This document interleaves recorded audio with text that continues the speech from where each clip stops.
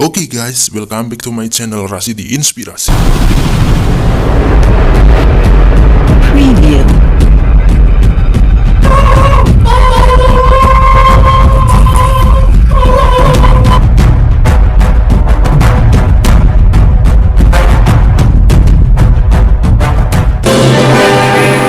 Oke, aku akan menyelamatkan. Tapi jangan lupa subscribe dulu.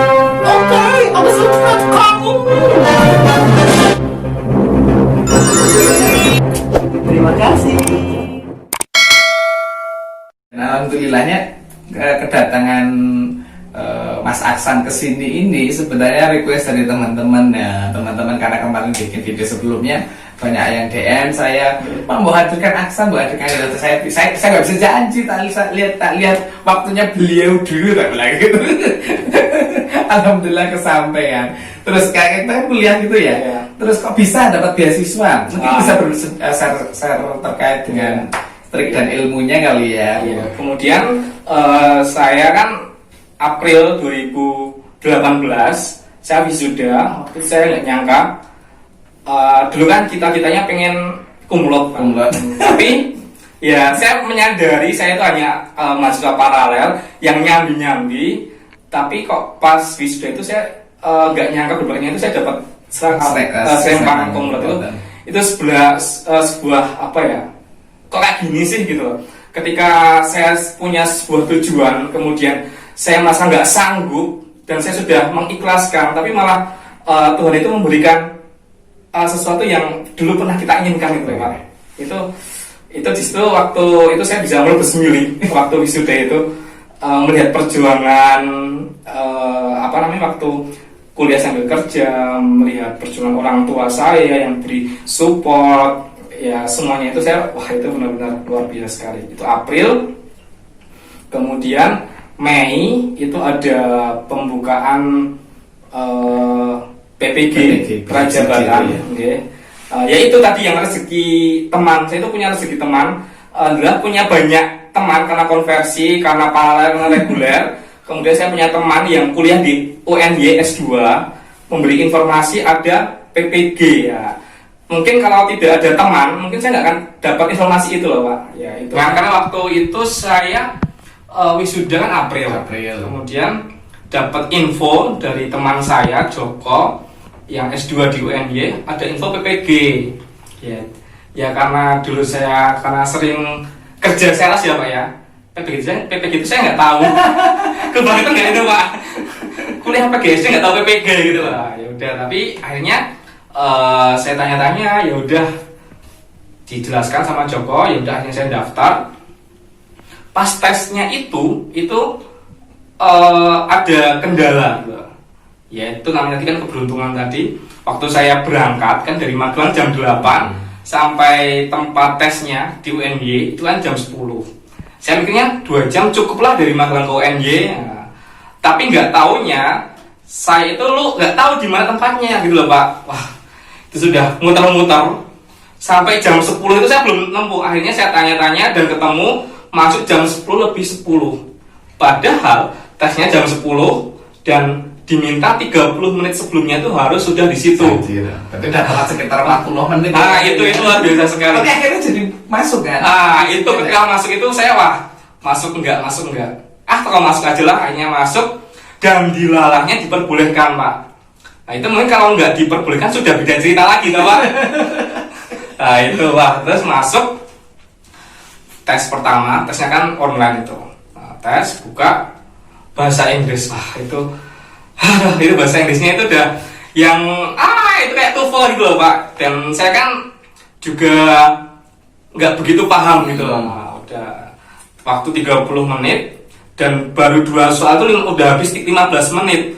Nah itu saya bicaranya ya. Akhirnya saya cari yang mudah-mudah dulu, terus saya kerjakan. Habis itu ke sesi berikutnya dan akhirnya selesai. Ya wis. Pengumuman dan ketika pengumuman itu, alhamdulillah lolos. Wah, saya nggak nyangka itu lolos. Tahap 1 lolos, tahap 2-nya wawancara ditanya. Itu saya ada pertanyaan. Sebutkan 4 kompetensi guru. Itu pertanyaan dasar. Iya, tapi kan saya kan dulu kuliah sambil kerja Pak, jadi kadang materinya kan Nggak nyandar Nah, sama sekali. Kamu bisa jawab enggak? dan dilala waktu itu kan banyak pertanyaan tuh Pak. Jelas saya dapat pertanyaan yang itu. Nah waktu itu Bu Ella itu pernah ngasih tugas ke saya dan saya bikin PPT-nya. Jelas saya ingat. Ya itu dilalahnya itu. Karena banyak materi yang disampaikan, banyak pertanyaan dan jelas saya dapat pertanyaan yang saya bisa menjawabnya. Berarti salah satu pertolongan Allah juga Satu ya. pertolongan. Kemudian waktu itu juga diminta micro teaching. Wah itu saya wis lali om biasanya nyales toh Pak. Malah sing wawancara di salsi ya. Ya udah, tapi adalah kamu bisa dan ditanya, kamu siap nggak bila ditempatkan di mana saja? Iya. Jawabannya siap.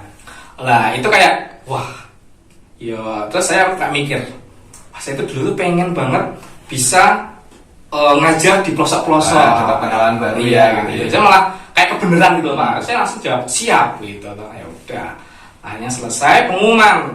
Wah. Kan beberapa waktu itu kan beberapa teman saya juga ikut daftar. Saya di WA teman saya, kamu lolos enggak? Wah aku belum ngecek, kamu gimana? Wah alhamdulillah enggak lolos. Kok alhamdulillah lolos? Kamu teman enggak? Iya. Jadi teman saya itu udah enggak lolos. Wah, kita kan udah lolos gitu kan.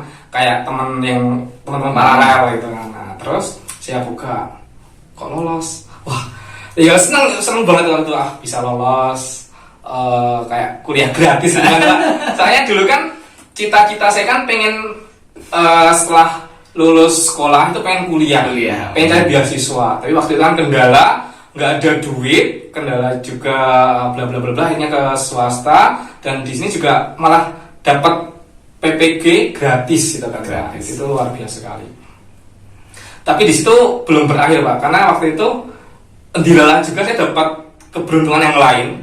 Di waktu yang bersamaan saya itu ditawari beda N sama R ya Pak. Nah itu untuk jadi supervisor. Ini tawaran kedua. Supervisor itu posisi yang menjanjikan dosen. Posisi yang menjanjikan, saya itu sudah jadi karyawan tetap di PNG. Kemudian tawari supervisor 2 kali. Yang waktu pertama itu saya tolak karena alasan saya kuliah. Yang kedua ini saya bingung mau nanya gimana karena saya sudah lulus. Nah, gitu. Dan kalau supervisor itu sudah pakai mobil Pak. Gitu kan. Jadi waktu itu dihadapkan pada 2 kenyataan yang saya sangat bingung untuk memilih. Nah, itu pilihan yang sangat sulit. Apa yang membuat kamu pilih jalan keguruan? Nah, itu. Jadi ketika supervisor itu saya melihat ini udah posisi aman. Kamu sudah karyawan tetap, sudah karirnya menjanjikan, sudah posisi nyaman, sudah di zona nyaman. Sedangkan kalau kamu ambil PPG itu kamu nggak tahu nantinya seperti apa. Waktu kuliah pun kamu juga nggak ada penghasilan. Ketika sudah lulus pun itu juga belum jaminan, itu Pak. Nah itu saya kembali lagi, saya mikir dalam apa gunanya saya ambil PGSD kalau saya tidak ke situ gitu Pak. Nah, ya, akhirnya saya kembali ke impian saya jadi guru ya. Sebenarnya waktu umur 20-an sekian kalau berbicara tentang kita itu kayaknya agak apa sih gitu Pak. Tapi waktu itu saya benar-benar saya harus bisa mencapai cita-cita saya. Nah, itu.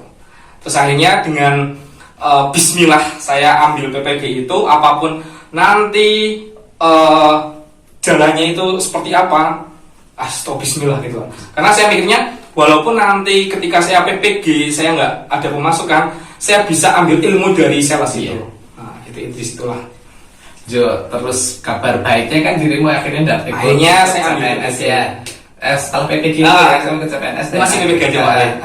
Akhirnya saya ambil PPG itu, kemudian kan itu diacak itu kan Pak. Dan alhamdulillahnya saya ditempatkan di UNY. Dan ketika disebutkan dari universitas mana gitu, dan ketika disebutkan Universitas Muhammadiyah Magelang, nah itu saya kan berdiri tau Pak. Saya lihat saya nggak ada yang berdiri lagi gitu, jadi saya ini kayak bebannya berat sekali gitu loh Pak. Itu ya. Tapi satu sisi juga saya merasa bangga gitu Pak. Nah, itu ya itu PPG. Di PPG itu saya bertemu dengan teman-teman yang luar biasa juga Pak.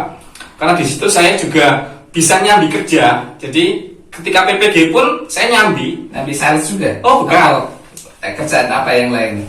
Jadi di PPG itu saya adalah punya teman itu dia punya usaha wedding. Oh, wedding. Jadi diajak untuk fotografi. Gitu.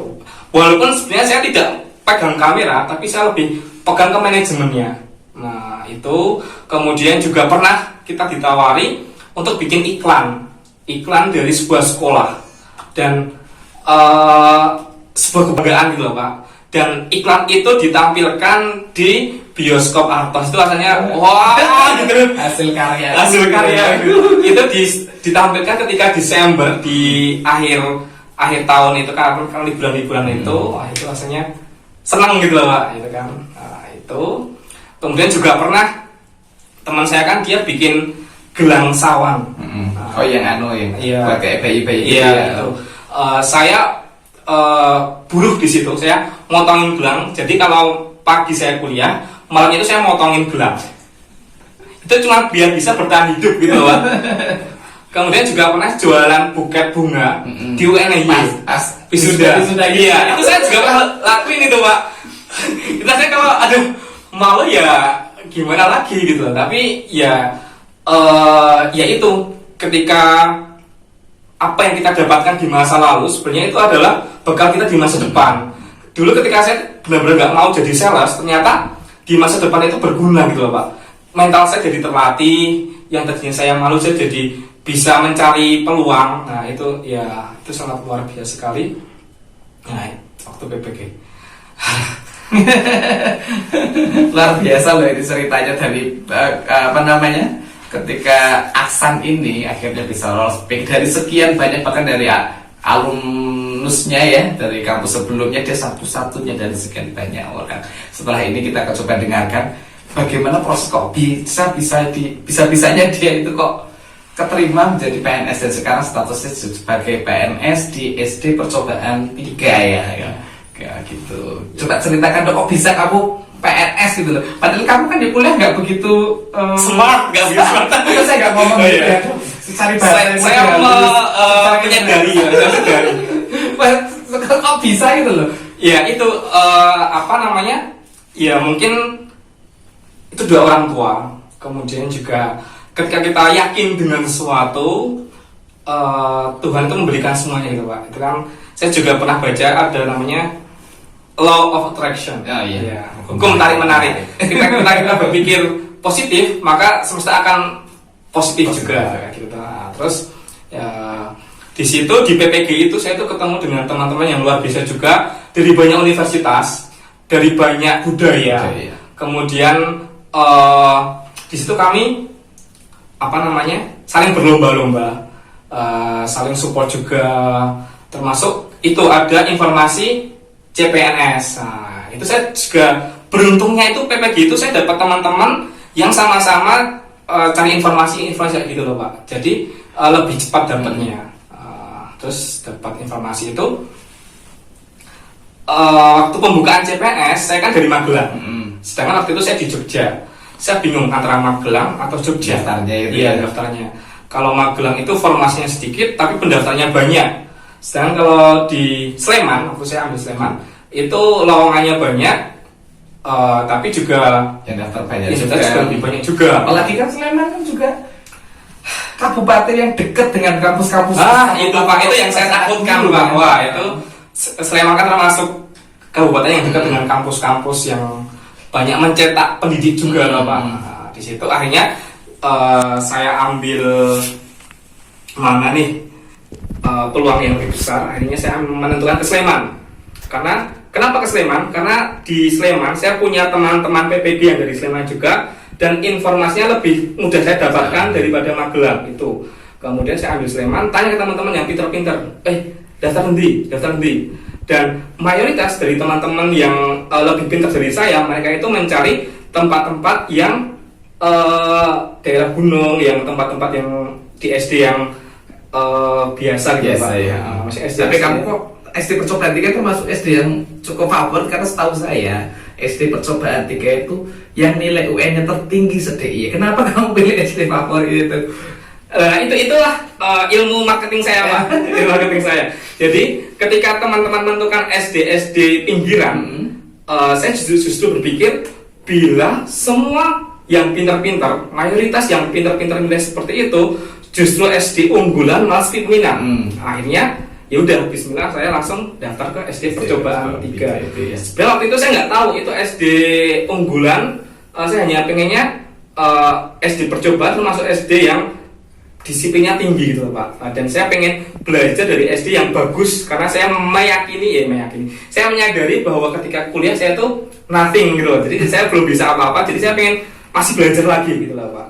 Di situ sudah, ya itu akhirnya saya menentukan ke SD percobaan 3. Dan di situ benar yang daftar itu hanya 2 orang. Wah, ternyata memang ilmu marketing ini penting ya.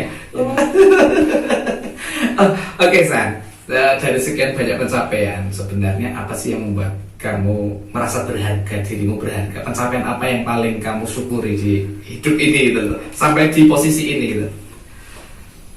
Berat sekali. Apa ya? Sebenarnya itu sih ketika saya bisa mewujudkan 2 orang tua itu pencapaian luar biasa saya. Itu ketika saya masa nggak mungkin dari keluarga yang berpendidikan hanya SMP SD, kemudian punya cita-cita pengen kuliah, apalagi pengen jadi guru, itu kayak sebuah cita-cita yang impossible sekali. Apalagi dari keluarga saya, baik bapak maupun ibu, tidak ada yang jadi guru, apalagi PNS tidak ada. Dan bapakmu saya dengar adalah seorang pemilik restoran ya. Jadi bapak saya itu jualan nasi goreng Pak Black. Nggak kena ya? Ya, jadi tak bokeh gitu. Jadi ya itu bapak itu kan Mungkin ada yang pengen tahu juga jualannya di mana, coba dijelaskan lokasi. Jadi nasi goreng Pak Black itu berada di Jalan Pangeran Senopati di Nepak Burjo ya. Jadi kalau mau dekat daerah SMK Cawang ya. Dekat dengan SMK Negeri 1 Magelang. Dan di situ juga tempat belajar saya Pak. Karena saya dari kelas 2 SMP itu digembleng untuk terus berusaha. Jadi kalau kamu punya apa itu kamu berusaha. Jadi dijuangkan ya. Jadi saya di situ tuh belajar kerja keras. Jadi dulu habis SMP, pulang dari SMP itu bantu orang tua begitu jualan nasi goreng. Ya itulah. Ya dulu sering saya ngeluh, kok kayaknya itu nggak seperti orang lain. Bisa sekolah yang disukai, bisa kuliah yang disukai, bisa hidupnya enak gitu. Ternyata di saat ini, apa yang kita alami di masa lalu ternyata itu adalah bekal di masa depan. Gitu. Itu luar biasa sekali. Luar biasa ini. Terus mungkin ini terakhir ya. Untuk siapa sih kamu persembahkan ibaratnya pencapaian, mungkin sekarang sudah jadi ASN ya, untuk siapa kamu persembahkan ini, dan mungkin siapa sih orang yang berpengaruh dalam hidupmu gitu loh. Ini berat sekali jawabannya. Karena yakin ini akan menjadi banyak inspirasi buat teman-teman. Diulangi Pak. Untuk siapa sih kamu persembahkan pencapaian ini? Sebenarnya kalau untuk persembahan, saya nggak mempersembahkan ini ya Pak. Saya hanya ingin menunjukkan pada semuanya, maksudnya pada orang tua saya, pada diri saya sendiri, bahwa ketika kamu yakin dengan suatu hal dan kamu berusaha keras, jadi tidak hanya tapi yakin, berusaha keras, kamu bisa gitu. Ya, itu dan ya yang bisa mengantarkan saya sampai ke detik saat ini itu tentunya doa orang tua. Itu luar biasa sekali. Doa orang tua, usaha orang tua itu yang benar-benar bisa membawa saya sampai mendapatkan apa yang saya cita-citakan gitu. Oke, terakhir untuk penonton nih, pesen-pesen ya buat teman-temanmu yang dulu membulimu ataupun yang jadi teman-temanmu lah, sahabat-sahabatmu, boleh dong kasih pesen-pesen dong terakhir untuk podcast kita hari ini. Saya ingat, jadi dosen saya itu pernah berkata gitu kan, mimpi ada karena untuk diciptakan. Dari siapa itu Pak? Ya, itu masih saya pegang gitu ya. Ya, jadi memang ketika saya kuliah, saya tuh pasti mengalami kayak keraguan apakah saya bisa menggapai impian saya. Yaitu saya salah satunya dapat motivasi luar biasa. Mimpi ada karena untuk diciptakan, dari Pak Rasidi. Ya. Apa ya, saya tuh bingung. Pesan buat teman-teman, Pesannya apa ya? Yang sekarang mungkin lagi ngajar ngabdi dengan gaji yang kurang dari apa namanya, yang kemarin itu podcast sebelumnya kan gajinya nggak cukup untuk membayar uang kos-kosannya. Jadi tombok gitu loh untuk Windy, manusia dari apa namanya, planet Namek, dan juga Bijita tukang syuting kita. Mungkin yang gajinya 100.000 katanya tiap bulan, pesen-pesennya gitu. Ya itu sebenarnya saya nggak ingin berpesan sih, cuman dari apa yang saya alami, saya mendapat sebuah hal yang benar-benar apa ya, terpatri gitu loh. Mungkin apa yang kamu alami saat ini, entah itu kesusahan, kekurangan apapun, atau hal yang sangat tidak nyaman, bisa jadi itu adalah bekal untukmu di masa depan, agar kamu di masa yang akan datang itu menjadi orang yang kuat, orang yang siap dengan apapun yang akan kamu hadapi. Itu sih Pak. Oke, tepuk tangan. Oke teman-teman, semuanya sih sebenarnya pengen gali lebih banyak, tapi mungkin di next episode ya kita akan coba menggali ini. Dan kebetulan alhamdulillah kita banyak belajar terkait dengan kerja keras, mimpi, dan apa yang kamu alami di masa lalu akan menjadi bekal di masa depan. Luar biasa. Sekali lagi terima kasih untuk Ko Acan. Nanti ada simak cerita-cerita inspirasinya kesehariannya Ko Acan di link deskripsi ya, di link deskripsi ya. Sekian dari saya, salam inspirasi. Assalamualaikum warahmatullahi wabarakatuh.